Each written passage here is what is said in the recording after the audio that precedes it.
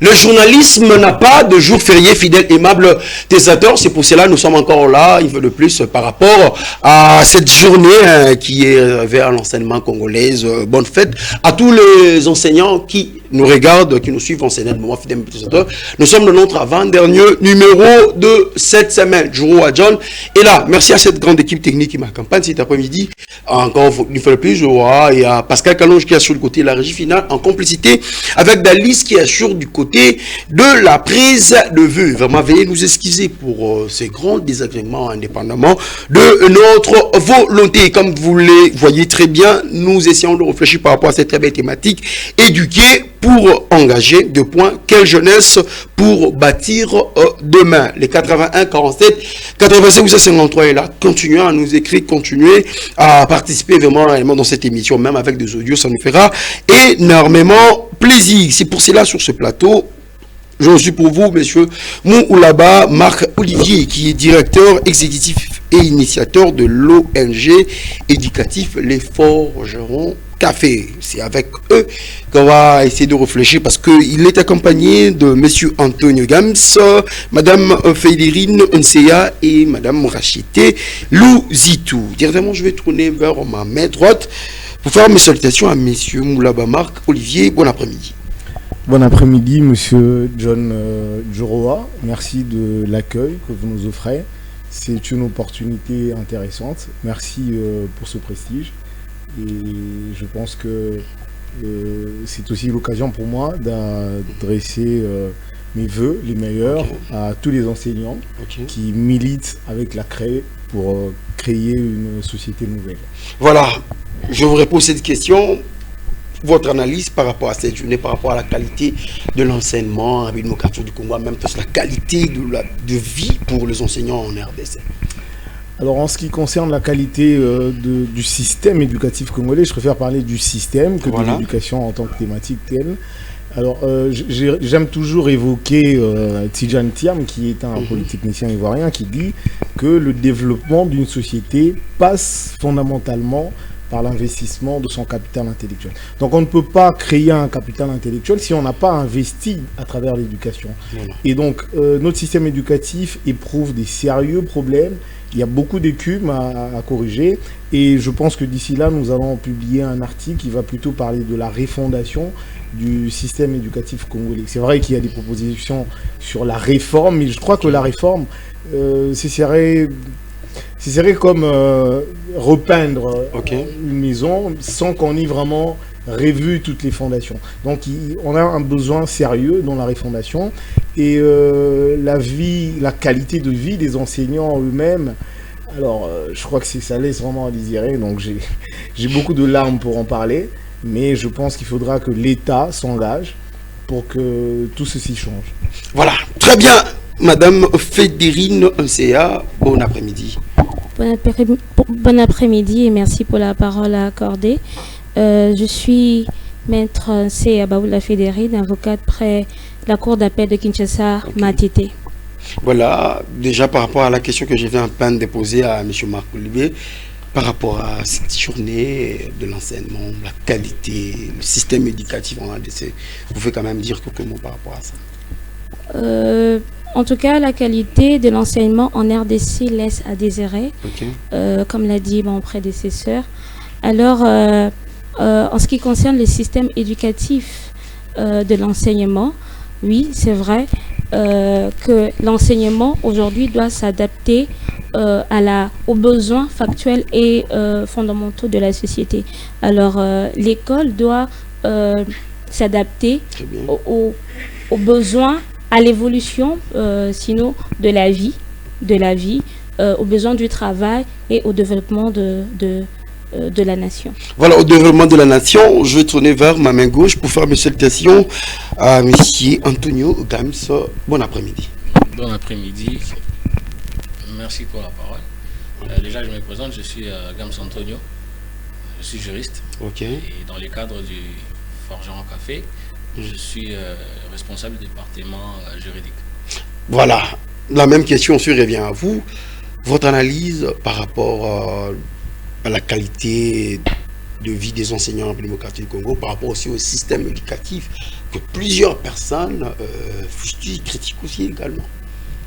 Oui, d'emblée, je pense que le constat, il est universel, du moins. C'est que le système éducatif a été bien conçu en son temps, mais qu'actuellement, il faudrait penser, comme ce sont des efforts qui sont en train d'être consentis un peu partout, il faudrait penser à des réformes et comme disait aussi Marc-Olivier, qu'il fallait refonder les systèmes éducatifs justement pour rencontrer les besoins fondamentaux de la société. Par rapport à l'enseignant. À l'enseignant, oui. Ça aussi, il y a de quoi dire des mots. Il y a de quoi vraiment placer des mots parce que c'est compliqué. Ce sont en même temps des acteurs qui se transforment petit à petit en destructeurs de la chose. Et je pense que c'est vraiment une démarche qu'il faudrait que les gouvernements s'approprient pour que les choses changent de ce côté-là. Voilà, très bien. Il y a aussi Madame Orachete Louzitou. Bon après-midi. Bon après-midi, Monsieur John. Merci pour la parole. Je suis enseignante. Et au sein du... C'est vraiment super. Oui, je suis enseignante. Et au sein du ONG Le Forgeron Café, je suis directrice exécutive chargée des opérations, du développement. Et s'il faut que je puisse donner ma part de contribution en ce qui concerne... En étant enseignante sur le système éducatif en République démocratique du Congo, il faut vraiment que l'État congolais essaye vraiment de s'impliquer sur ces afin de revoir certaines choses. On ne peut pas tout abolir, on ne peut pas changer de fondement, mais on peut quand même apporter une nouvelle pierre à cet édifice pour que nous puissions observer un changement, comme les autres viennent de le dire, par rapport aux réalités, par rapport aux besoins actuels et par rapport aux générations futures. Et pour ce qui est de l'amélioration ou encore du constat de la vie de l'enseignant en RDC, c'est aussi amer, mais pas toujours négatif, parce qu'il y a des enseignants qui ont eu des opportunités à œuvrer dans des institutions qui leur proposent beaucoup de choses très meilleures. Et il y en a aussi d'autres, surtout un constat amer au niveau des enseignants de l'État qui évoluent au secteur public. Et nous remarquons chaque fois ces désagréments par des grèves. Très bien. Ils manifestent de grèves tout le temps. Pourquoi? Parce qu'ils ne sont pas contents de leur rémunération. Ils ne sont pas au fait satisfaits de la façon dont l'État le traite. Et par cette émission, et partout, peut-être son Excellence, Messieurs, le Président va suivre cette branche. En tout cas, nous aimerions vraiment qu'il essaye d'améliorer les conditions de vie des enseignants. Le traitement, la rémunération, ça en va aussi de la formation. Parce que quand l'enseignant est mieux traité, et il prendra aussi soin de bien transmettre les connaissances. Comme Victor Hugo dit qu'un enfant éduqué aujourd'hui, c'est un homme qu'on gagne. Et il faut investir sur la personne qui transmet la formation. Voilà. C'est ce que je peux dire. Très bien, vous avez très bien compris par rapport à cette journée en République démocratique du Congo. Monsieur Marc-Olivier, on va essayer un tout petit peu, avant d'entrer dans le vif de notre sujet, ONG éducatif, le forgeron. Quoi comprendre? C'était où, quand? C'est quoi les ambitions en fait? Alors il faut dire que c'est vrai, je suis directeur exécutif de cette structure, mais je suis en même temps l'initiateur de cette structure qui a commencé comme une initiative citoyenne à vocation éducative, puisque nous avons observé qu'il y a beaucoup d'organisations qui sont des organisations des jeunes mais à caractère politique, d'autres œuvrent aussi dans les secteurs des droits, etc. Mais rares sont les organisations qui œuvrent dans l'éducation. Et donc nous nous sommes dit qu'il fallait qu'on forge une nouvelle génération, une jeunesse citoyenne, mais assez engagée. Et donc nous avons réfléchi et nous nous sommes dit qu'il serait important que l'on crée une plateforme comme celle-ci qui puisse nous permettre de réfléchir sur les questions liées à l'éducation, puisque le développement de notre communauté en dépend. Et ça, c'est un élément important. Et donc, nous œuvrons pour l'instant en tant que ONG éducative de fait. Et de droit, nous sommes vraiment dans la structuration administrative pour obtenir tous les éléments légaux qui puissent nous permettre de pouvoir étendre notre action. Voilà, je reste toujours avec vous. Parlons maintenant des objectifs, après s'il y a des gens qui nous suivent en ce moment. Oui, le Forgeron Café se fixe principalement 4 objectifs. Le premier, c'est de créer une jeunesse consciente. Voilà. Parce que tout devra commencer par la reprise en main de la situation. Donc l'homme devra se rendre compte de son état, d'observer la société, de se déterminer. Donc créer une jeunesse consciente, mais aussi une jeunesse éloquente, puisque après avoir pris conscience, il est important de prendre la parole, d'échanger, de discuter, et il faudra que ça se passe de manière éloquente. Donc en créant une jeunesse éloquente, on estime qu'en prenant la parole en public, le jeune pourra participer à l'action publique, mais de manière pacifique. Parce qu'il faut savoir que la parole a une puissance. Le verbe, c'est un pouvoir, un réel pouvoir. Et donc, nous envisageons aussi créer une jeunesse critique, parce que on peut bien être conscient, on peut bien être éloquent, mais si nous ne sommes pas critiques, nous n'arrivons pas à détecter le problème, à le décerner et à le pointer de doigt tout en l'analysant. Ça pose aussi problème. Et enfin, il est aussi question de créer une jeunesse engagée, puisque après toute cette démarche, il est important que nous nous engagions, que nous menions le combat qu'il faut afin de nous permettre de pouvoir être sur terrain en tant que jeunes. Voilà, très bien. Alors, Madame Fédérine Sea, en écoutant M. Marc-Olivier parler, il a parlé de la jeunesse consciente, la jeunesse éloquente, la jeunesse critique. Pouvez-vous ajouter quand même quelque chose par rapport à cette jeunesse éloquente? Qu'est-ce que nous pouvons comprendre? Vous êtes aussi juriste. Oui, déjà, ignorer la jeunesse, c'est compromettre à l'avenir d'un pays. Parce que les jeunes ne sont pas un problème à gérer. Les jeunes sont une puissance à former, une puissance à investir en eux pour qu'ils deviennent une richesse pour un pays. Très bien. Oui, on a toujours tendance à parler de jeunes comme étant un problème. Oui, la délinquance et dans tout ce qui est futile. Mais nous oublions que les jeunes doivent être formés, parce que dans le jeune, nous voyons l'énergie, la créativité, l'innovation, l'intelligence. Nous voyons la force de résolution, plutôt de renouvellement sociétal, économique et politique. Alors, c'est dans cette optique que le Forgeron Café accompagne l'État dans la vision de former cette jeunesse.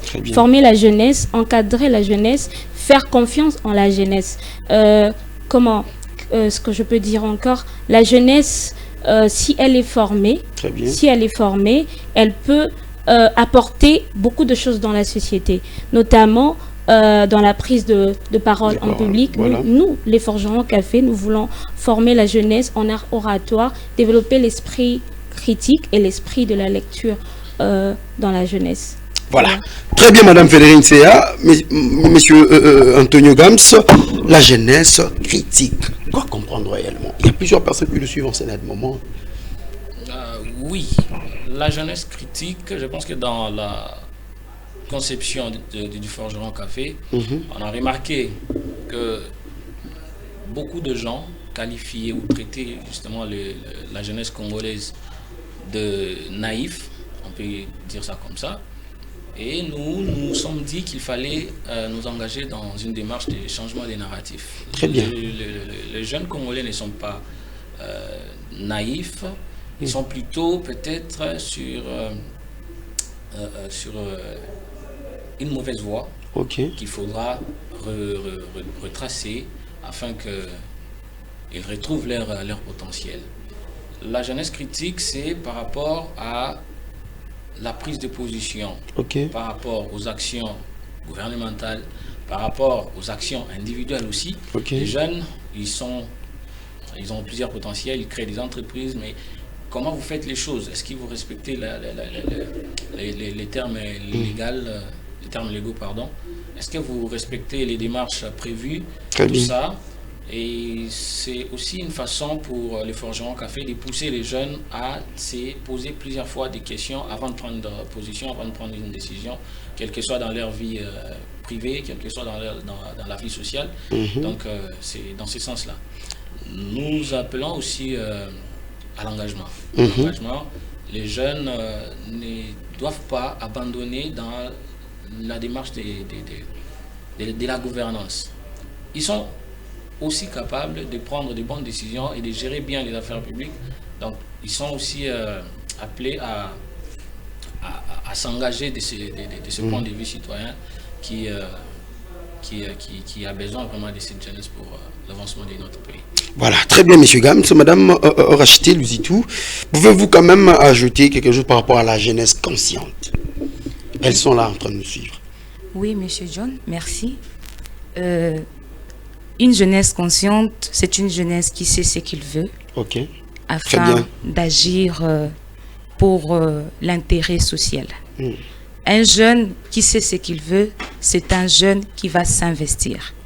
Et le forgeron café éducatif est là pour interpeller, pour éveiller et rappeler aux jeunes de prendre conscience sur leurs responsabilités. Ce qu'ils doivent accomplir. Si nous voulons un Congo meilleur, nous devons avoir de jeunes accomplis.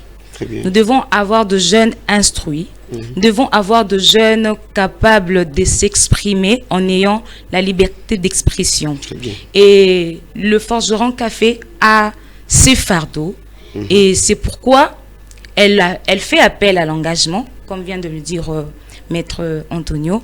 Les jeunes doivent mettre la main dans la pâte, prendre un engagement et se former afin de présenter quelque chose d'excellent et pour bâtir un Congo meilleur que ce que nous avons aujourd'hui. Voilà, très bien. Je rentre vers vous, Monsieur Marc Olivier. En attendant que vous êtes en train encore de faire d'autres démarches pour avoir le statut social, déjà, comment vous allez vous organiser par rapport à la structure du forgeron café? Alors oui, nous avons des textes qui sont en train d'être mis en route pour des procédures administratives, c'est-à-dire la légalisation. Mais en attendant, nous sommes quand même organisés. Donc nous avons un conseil d'administration qui sera mis en place très prochainement. Et en attendant, nous fonctionnons avec une direction exécutive que j'incarne. Donc je suis directeur exécutif. Et à mes côtés, il y a une directrice exécutive adjointe en charge de l'administration et de la gouvernance, qui est Madame Fédérine Seya, et la directrice exécutive adjointe en charge des opérations et du développement, qui est Madame Rachté Luzitou. Donc, honneur à la femme aussi. Voilà. Et dans chaque direction exécutive, chez mes adjoints, il y a des départements qui y sont rattachés. Vous voyez par exemple Maître Gams qui est là, qui est chef du département juridique. Et ce département juridique est attaché à la direction exécutive en charge de l'administration et de la gouvernance. Donc c'est de cette façon que nous évoluons. Et nous voulons un peu étendre, parce que nous allons bientôt mettre en place une plateforme d'ambassadeurs, donc des jeunes ambassadeurs de forgeron café que nous allons sélectionner dans diverses institutions scolaires et académiques. Voilà. Donc c'est un peu de cette façon que nous sommes organisés. Je reste toujours avec vous avant d'essayer un peu de réfléchir par rapport à la thématique. Dans le forgeron café, qu'est-ce que vous avez déjà fait comme activité? Alors nous avons déjà, en fait nous avons mis en place un planning triennal sur 3 ans et ça c'est notre première année. Et pour cette première année nous avons engagé une activité pour chaque trimestre. Étant donné que un an comporte 4 trimestres, nous avons donc 4 activités à réaliser. Pour l'instant nous avons déjà réalisé 2 activités. La première a été tenu en collaboration avec une ONG Zing Empire qui a une représentation en Suisse, à Genève. Et avec eux, nous avons organisé une formation, une session de formation en art oratoire. Et le forgeron café a mis à la disposition des 7 autres ONG partenaires, des experts qui ont, moi notamment, assurer la formation des jeunes dans la participation à la prise de parole en public. Et nous venons récemment d'organiser une tournée promotionnelle du livre, parce que nous avons dit que notre distinction, c'est que nous ne sommes pas dans la musique, c'est vrai, nous ne sommes pas contre la musique, mais nous recherchons la culture intellectuelle, la promotion de la culture intellectuelle. Et donc là, nous étions en tournée promotionnelle du livre, ce livre intitulé L'Utopie de Lumumba, du professeur Philémon Mukendi. Et nous étions en train d'inviter les jeunes, même les vieux, bon, enfin, chaque homme a aimé la lecture, et ceci a été notre premier cas. Nous étions à l'université de Kinshasa, nous avons tenu une conférence et c'est là même que nous avons verni le livre. Ensuite, nous avons été dans une institution scolaire, l'école chrétienne de la postérité, où je suis enseignant d'ailleurs. Nous avons aussi assuré la présentation de l'ouvrage. Et nous étions également à l'Académie de Beaux-Arts avec le secrétaire général académique qui nous a aidés, qui nous a ouvert la porte pour que nous tenions cette activité. Et dernièrement, à l'occasion de la Journée internationale du livre et du droit d'auteur, nous étions en collaboration avec la Bibliothèque nationale du Congo pour célébrer le livre. Et c'est là que nous avons clôturé justement cette tournée promotionnelle. Alors, pour les activités qui restent, au mois de juillet et août, nous souhaitons offrir des vacances saines aux jeunes. Au lieu d'aller dans les kermesses, au lieu d'aller danser, etc. Nous invitons les jeunes à la participation au débat. Et donc, ça sera un tournoi scolaire, interscolaire, sur les arts oratoires. Nous allons proposer des sujets de réflexion et les jeunes vont y participer. Et en fin d'année, nous allons organiser un grand gala où nous allons essayer de célébrer avec plusieurs auteurs, plusieurs écrivains, la culture de la lecture. Donc voilà un peu, et nous réservons les 2 prochaines années à des nouvelles activités et nous reviendrons justement pour en parler. Voilà, Maître Fédérine CA, le forgeron est là pour la promotion de la culture intellectuelle, pousser les gens à lire, pousser les gens à aimer la lecture. Êtes-vous sûr, avec cette jeunesse qui est amoureuse de la musique, une jeunesse qui sont là pour d'autres choses, êtes-vous sûr que vous allez atteindre cet objectif ensemble avec l'administration en fait? Oui, je le pense vivement. Je crois toujours à cette jeunesse. Très bien. Oui, la jeunesse est désengagée. Mais les désengagements souvent viennent du découragement. Mais j'ai confiance en cette jeunesse qui, je ne peux pas généraliser. Il y a encore certains qui se battent, qui croient au changement, qui portent leurs rêves, qui croient en leur potentiel. Alors je crois que cette jeunesse peut relever les défis. Cette jeunesse peut relever le défi, Maître Antonio, êtes-vous sûr? Une jeunesse amoureuse de la musique, une jeunesse qui sont là uniquement amoureuse de suivre le match de football, d'autres choses, et le forgeron, vous êtes là pour promouvoir la culture intellectuelle, et surtout la lecture. Oui, je peux affirmer que cette jeunesse est capable de remonter la pente. Très bien. C'est juste question de leur rappeler que chaque chose a son temps. Il y a un temps pour tout, on l'a dit. Il y a un temps pour se divertir. La musique, le football, ce n'est pas non plus mauvais. Mais très bien. C'est question de savoir quelles sont les priorités et savoir ce qu'on veut vraiment. La culture de la lecture, c'est vraiment un effort qui n'est pas fait, qui n'est pas donné, qui n'est pas fait pour tout le monde, mais que avec un peu d'effort, on peut y arriver, Mais je sais quand même que dans une grande majorité, la jeunesse congolaise, c'est une jeunesse qui aime les sciences, qui aime s'instruire.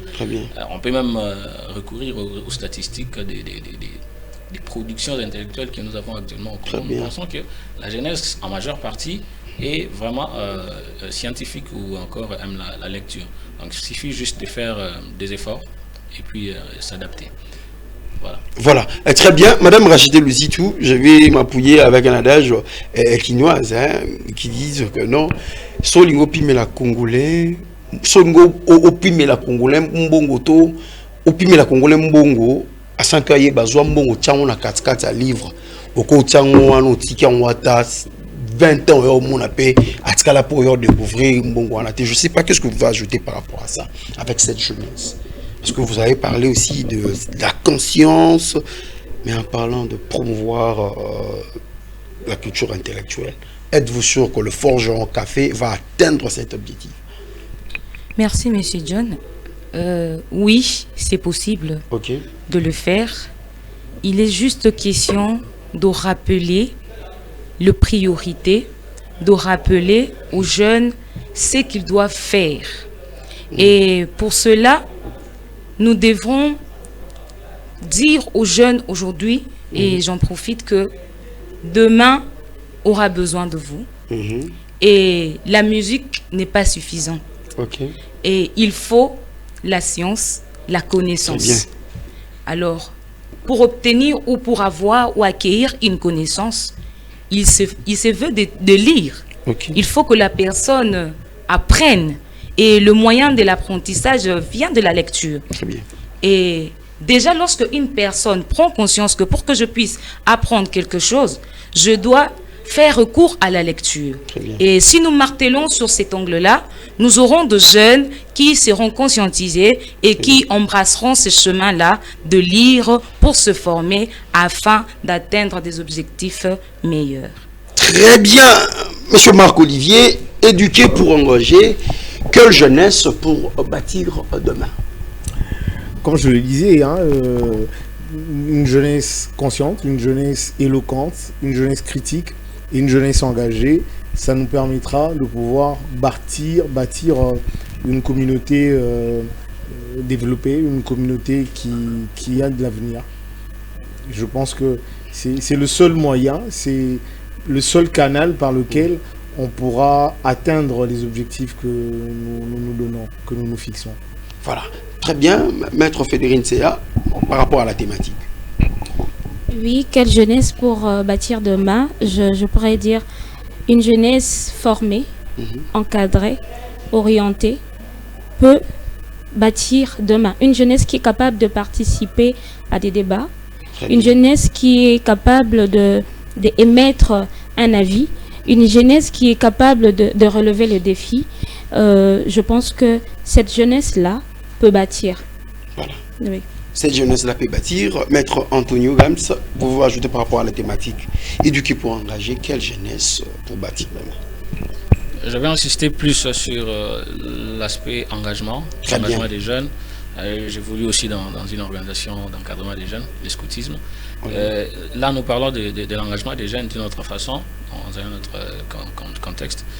Mais ici, pour les Forgerons Café, pour la thématique, je pense que l'engagement de la jeunesse dans la manière de voir la société ou encore dans la manière de faire. Quand je parle de la manière de faire, je vois plus les prises de positions responsables pour la gestion, plutôt dans la gestion de la chose publique, dans la gestion de leur vie, de leur propre vie aussi. Parce que ça doit partir de là. Si vous gérez mal votre vie, vous ne savez pas comment gérer aussi les responsabilités, les autres responsabilités. Donc, les jeunes qui sont responsablement engagés arriveront forcément à donner quelque chose de meilleur dans l'avenir. Voilà, à donner quelque chose de l'avenir. Madame Rachté, vous vous ajoutez par rapport à la thématique. Éduquer pour engager, quelle jeunesse pour bâtir? Déjà, l'éducation est le socle. Un être éduqué, un jeune éduqué, c'est un jeune qui va transformer la société demain. Pourquoi? Parce que l'éducation, c'est un investissement. L'éducation, c'est la transformation. Lorsque nous éduquons, nous transformons un jeune, un homme, à quelqu'un de meilleur. Et la société est en effet le miroir de l'éducation. Et aujourd'hui, lorsque nous formons un jeune, c'est la société qui va montrer ce reflet. Qu'est-ce que ce jeune a reçu? Qu'est-ce que ce jeune a acquis pendant son parcours? Et dans le Forgeron et Café, nous sommes là pour inculquer afin de transformer le jeune pour un engagement meilleur dans le futur. Très bien. Monsieur Marc-Olivier, d'autres questions dans le Forgeron Café, déjà, vous envisagez des soutiens extérieurs, vous savez tout seulement comment ça s'organiser intérieurement avec l'organisation pour quelque chose, soit il y a aussi une ambition pécuniaire. Non, ambition pécuniaire, non, nous ne recherchons pas le lucre, hein, il faut le dire. Donc nous sommes un peu organisés dans le même format que des ASBL. Et c'est vrai, nous avons besoin de soutien, d'accompagnement. Il est vrai que là, nous nous organisons par nos ressources personnelles. Chacun cotise, évidemment, pour que nous essayions de tenir, pour essayer de tenir ces activités que nous avons déjà pu réaliser. Mais nous pensons qu'il est important que nous soyons accompagnés. Alors, cet accompagnement peut être intellectuel. Nous travaillons avec des professeurs d'université, nous travaillons avec des enseignants, des institutions éducatives. Ça, c'est déjà quelque chose. Mais nous ne pouvons vraiment rien faire d'extraordinaire si nous n'avons pas de ressources financières. Ça, c'est très important. La ressource humaine, elle est importante, elle est là, elle est capitale, elle est première. Mais nous avons besoin de ressources financières, de ressources logistiques, parce que tout ce qu'on arrive à faire demande que nous ayons des moyens. Et donc nous pensons que des bailleurs, des investisseurs, des subventions peuvent nous être utiles dans la mesure du possible. Et donc je ne peux pas dire que seuls nous allons restructurer les choses, nous allons tout réaliser, mais c'est important. Nous pensons que tous ces partenaires qui pensent que l'éducation pourra être le bras séculier du développement peuvent nous contacter. Nous sommes vraiment ouverts, nous pensons à eux, surtout pour l'activité que nous avons projetée au mois de juillet et août pour les vacances des jeunes. En tout cas, ce serait très très important. Voilà, très bien. Maître, parce que nous sommes déjà dit vers la fin de cette belle émission. Il y a des gens qui nous regardent dans le moment, déjà s'y posent des questions. Quelles sont les techniques que je peux mettre en place pour cultiver cette culture intellectuelle? Parce qu'il y a plusieurs personnes déjà dans l'école primaire. Il a eu cette habitude, mais en arrivant à l'école secondaire, il s'est retrouvé dans une école comme ça, il a perdu cette culture en étant aussi membre de Forgeron Café, que le concept sur le technique, vous pouvez lire à ceux-là qui nous suivent en ça. Je peux dire ceci, que l'éducation, d'abord l'éducation est un droit fondamental qui est garanti dans la Constitution du 18 février telle que modifiée et complétée par la Constitution du 20 janvier 2011. C'est un droit fondamental. Alors le jeune, j'en appelle aux jeunes de pouvoir cultiver le goût de la lecture. D'abord parce que le connaissance, on l'acquiert en lisant. En tout cas, ils doivent se former tout d'abord, avoir ces courages-là de pouvoir apprendre. Pourquoi ne pas s'auto-former et aussi participer à de concours comme celui-ci que nous sommes en train de programmer dans les Forgerons Café, qui est la promotion de la parole, des arts oratoires, et que ces jeunes-là prennent conscience. Oui, c'est vrai, c'est lent le processus est tellement lent, mais il ne faut pas du tout oublier ou bien confondre les retards avec l'échec. Chers jeunes doivent s'élever, continuer à travailler dur pour accomplir les devoirs citoyens, pour accompagner l'État dans sa vision, pour élever les défis qui se présentent à nous aujourd'hui et aller de l'avant parce que la constance fait toujours produire des fruits. Voilà. Voilà, très bien. Maître Anthony Gams, déjà, il y a d'autres jeunes qui se penchent à faire de l'option technique.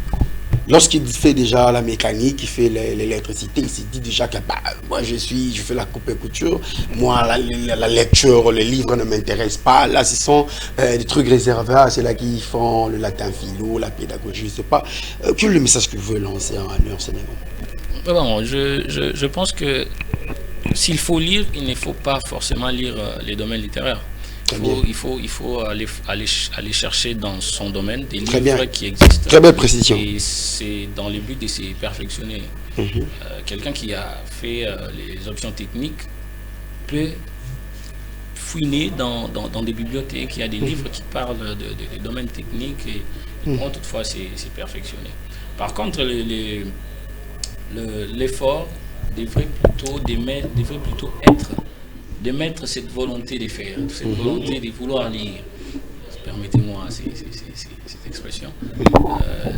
La volonté de vouloir lire en priorisant aussi les actions à mener.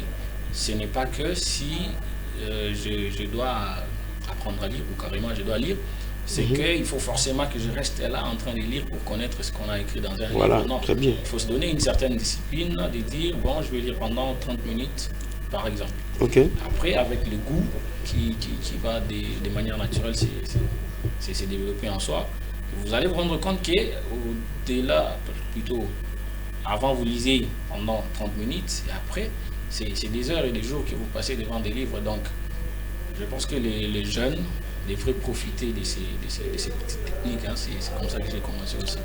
Et donc, d'abord émettre la volonté de lire, et puis se donner une certaine discipline et dire que non, bon voilà, je vais commencer peut-être par un roman, peut-être par un livre de mon domaine, et voilà.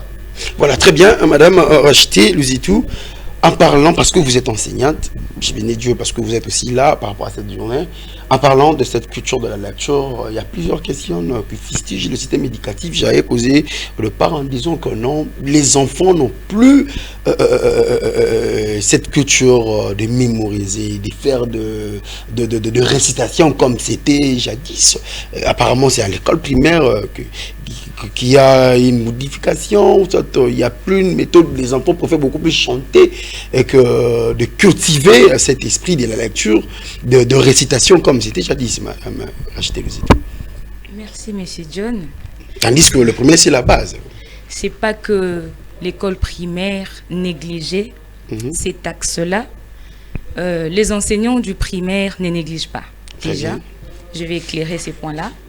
Et un enfant qui a bien fait ses études primaires ne fera pas face aux difficultés dans le classe montante. Parce que c'est là-bas qu'il y a la base. Très bien. Et comme on dit que, je pourrais dire que l'éducation sert au fait à façonner l'homme. Très bien. Et l'homme, à son tour, quand il grandit, il façonne la société. Donc, nous, au primaire, d'ailleurs, selon les heures réparties, vous remarquerez que la lecture a plus d'heures que les autres branches. Et on privilégie, parmi les objectifs de l'école primaire, la lecture, l'écriture, le comptage et les calculs sont les 4 objectifs principaux de cette section. Et si nous sommes en train de parler pour le Forgeron Café, cet ONG éducatif, c'est que nous avons de personnes qui ont pris cet engagement de rappeler et d'inciter le jeune, comme Maître Antonio venait de le dire, qu'il y a de jeunes qui ont de préférence, peut-être c'est dire que moi je suis dans la couture, pourquoi me lancer dans la lecture? Or, pour devenir modéliste, créateur, créatrice, il te faudrait lire. apprendre de nouvelles connaissances. Et pour que tu puisses apprendre de nouvelles connaissances, tu dois, au fait, obligatoirement passer par l'enseignement. Très bien. Passer par l'éducation. Et c'est ça le rôle de le forgeron, au fait, café. Le rôle de cette ONG, c'est rappeler à chaque jeune, peu importe ton domaine, tu as besoin d'être instruit afin d'apporter l'excellence dans le domaine dans lequel tu es en train d'exercer. Donc, je dirais que déjà, nous sommes là, en fait, pour résoudre le problème. Les gens qui se sont affaiblis dans la lecture au niveau universitaire, les gens qui ont fini les études, mais qui voudraient bien aussi reprendre peut-être dans l'art oratoire, où nous vous demanderons simplement à nous faire confiance, à vous lancer, parce qu'il n'est jamais trop tard pour apprendre. Donc, c'est par là que je suis. Très bien. Chose attend, on va finir avec vous. Monsieur Marc-Olivier, vous avez parlé déjà dans le mois de juin, il y aura des activités dans les vacances. Déjà, par rapport à ces concours, il y aura des cagnottes prévues. Ça va se faire comment? Et pour cela, que nous sommes dans un autre moment, comment y faire pour être en contact avec vous? Alors, nous allons écrire à des écoles cibles qui feront participer leurs élèves. C'est vrai que ça sera pendant les vacances, mais chaque école va s'inscrire en ayant engagé les élèves, puisqu'il faut rappeler que dans ce concours, il y aura 4 rubriques. Nous aurons la rubrique débat contradictoire, donc il y aura des débats, des sujets qui seront proposés et les élèves vont débattre autour de ces sujets. Il y aura la rubrique virelangue, donc on vous donne un texte avec beaucoup de similitudes, beaucoup des termes, je dirais, analogues, qui se ressemblent, pour vérifier lesquels, enfin, pour trouver le meilleur lecteur. Donc, c'est vraiment un exercice assez complexe. Et nous aurons aussi une rubrique lecture expressive. Donc, on vous donne un texte, un fragment d'un roman de Victor Hugo, par exemple, et vous lisez en explorant l'expressivité du message qui est codé ou qui est transmis, partagé par l'auteur. Et enfin, il y aura la rubrique discours libre. Donc, on vous présente un thème, par exemple la justice. Et donc, chaque élève candidat va organiser son texte et va présenter un discours qu'on appellerait libre. Et donc, pour chaque catégorie, il y aura des cagnottes. Très bien. Donc, il y aura des cagnottes, il y aura des primes pour les meilleurs orateurs, les meilleurs débatteurs, pour les meilleurs virelangues, pour les meilleurs lecteurs, etc. Et nous pensons que l'accompagnement que nous sollicitons des différents partenaires, banques, sociétés de télécommunications et autres, je ne veux pas les citer pour en faire une publicité, mais je pense que tous ceux qui sont vraiment engagés dans l'éducation sont bienvenus pour pouvoir accompagner cette œuvre. Donc, nous rassurons les participants qu'il y aura des prix et nous nous préparons pour ça. Et d'ailleurs, le jury sera un jury coréen parce que c'est un jury qui est composé des professeurs d'université. Et donc voilà, il n'y aura pas de parti pris, il n'y aura pas de complaisance. Et nous garantissons qu'il y aura une récompense pour tous les participants, les meilleurs en tout cas. Voilà, vous pouvez voir passer votre contact quand même, pour cela, si possible, ou soit ils peuvent passer par moi. Oui, ils peuvent passer par vous, c'est mieux. Voilà. Ensuite, vous allez nous mettre en contact avec eux pour essayer de tisser ce lien, ce réseau qui pourra nous permettre de mettre sur pied le projet. Voilà, très bien. Promouvoir la culture intellectuelle, une jeunesse consciente, une jeunesse éloquence, une jeunesse critique, s'investir moralement dans la promotion culturelle. Vous avez très bien compris, on a reçu pour vous le membre administratif de le Forgeron Café par rapport à cette très belle thématique, éduquer pour engager quelle jeunesse pour bâtir. C'est lié aussi par rapport à cette journée de l'enseignement. Donc, je le répète, encore bonne fête à tous les enseignants qui nous ont suivis en certain moment. Joe John était là. Nous avons reçu pour vous Monsieur Moulaba Marc-Olivier, qui est le directeur exécutif et initiateur de l'ONG éducatif Les Forgerons Café. Il a été accompagné de Maître Antonio Gams, de Maître Fédérine Encea. Mais merci d'être là. Et merci aussi à Madame Racheté Louzitou et Maître Antonio, merci d'être là. Merci aussi à toi, Pascal Kalonji, qui a réalisé une très belle émission. Merci aussi à toi, Dalice, qui a été derrière les caméras. Je vois John. D'ici là, portez-vous bien. On va se retrouver demain déjà. Au revoir.